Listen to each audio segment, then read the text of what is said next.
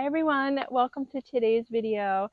Today I have an unusual and creative idea for a ground cover for a slope, if you're looking for one, or also just a really creative idea for your garden in general.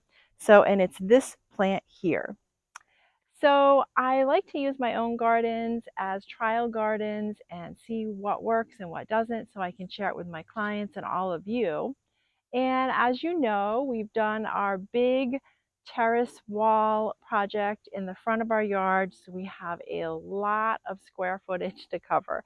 So of course I have some beautiful gardens planned for there, but I also have some areas that I need to think about erosion because we're on a slope and it's also a lot of maintenance. So this is a great idea for even just using as a ground cover to cut down on maintenance, to use for erosion control, or like I said, just a beautiful, interesting plant for the front of your garden. So I want to talk about the plant first, and I want to talk about how it's done in real time here in my garden, and then I want to tell you where I'm planting it and give you some planting tips for planting on a tough slope. So you're all probably saying, okay, Lisa, get to it. Stop talking about plants and tell us what it is. And so the plant is called Lespedeza, or commonly known as bush clover. And the variety is Yakushima. I'm not sure if I'm pronouncing it right, so I am going to throw it up down in the corner. It grows natively in Japan and it can be considered invasive there, but this is a non-invasive variety. So it's a deciduous shrub or shrubby perennial, and that means that it will lose its leaves in the winter, but it is such an easy care plant, and beautiful and kind of unique. So what's so great about it? So I love the foliage, the pea-like clover foliage, which adds a lot of texture to the garden. It has a very nice low mounding habit, and I just love the drape and how it falls over here. And then you will find it'll really shine in August and September because it will get these little purple pea-like flowers. And then it will turn yellow in the fall before it loses its leaves. And in fact, you can see where it's starting to turn yellow here. So it's also a great pollinator, and I can hear all the bees buzzing here next to me. And it is deer and rabbit proof, which is really important for me. You've all seen my battles with the deer and such here, and they steer clear of it. I've had this here for, oh gosh, probably 7 or 8 years now. And what I've done is I've planted 3. So this is actually 3 shrubs that have been planted together. And at one point, this garden was a little corner garden, and it ended right here. And you can't see it because this is grown in so nicely, but it actually humps up and it slopes here quite a bit. So that was one of the reasons that I put it here, was just to control the runoff here, and also it just makes a really nice accent piece on the corner. And in fact, you can really see it when you're coming up my driveway. So I've had a lot of guests come in the door and say, what is that really cool shrub that you have there in the front of the garden? So as far as appropriate zones, I'm in planting zone 6A, but it is good in zones 4 through 8.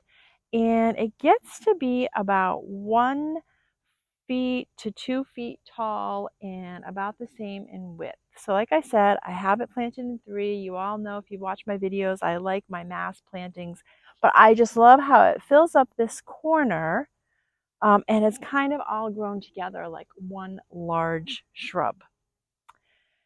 So I want to show you in real time how tall it is, because I think that's important to know for you to see that for yourself before you select a spot. Just for fun here and to give you the most information, I'm going to try to get a tape in here, but it's pretty thick. Okay, so you can see that this is just about 2 feet. I would say more like 20 inches tall, and it's pretty established.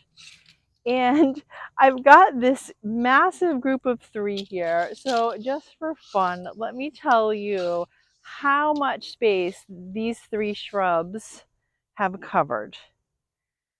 So it's kind of a triangle here, but roughly 7 to 8 feet across.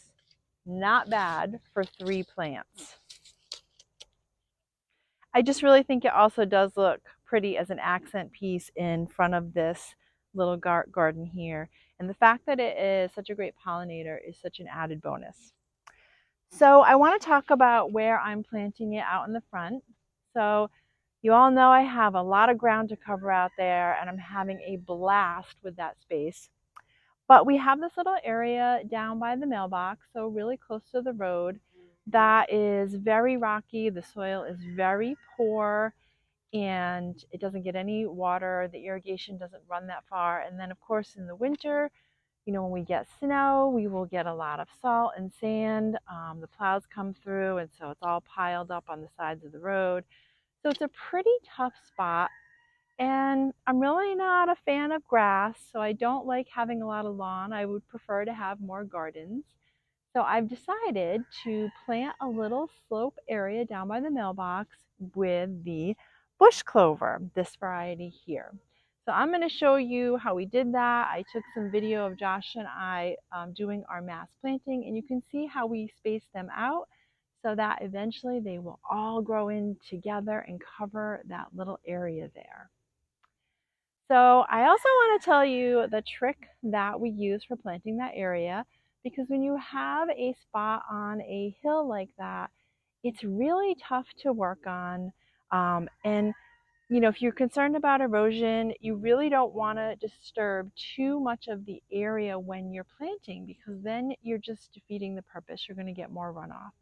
So what we did is we added some nice topsoil there. Took out as many rocks as we could, and we're in New England, so there's a lot of rocks.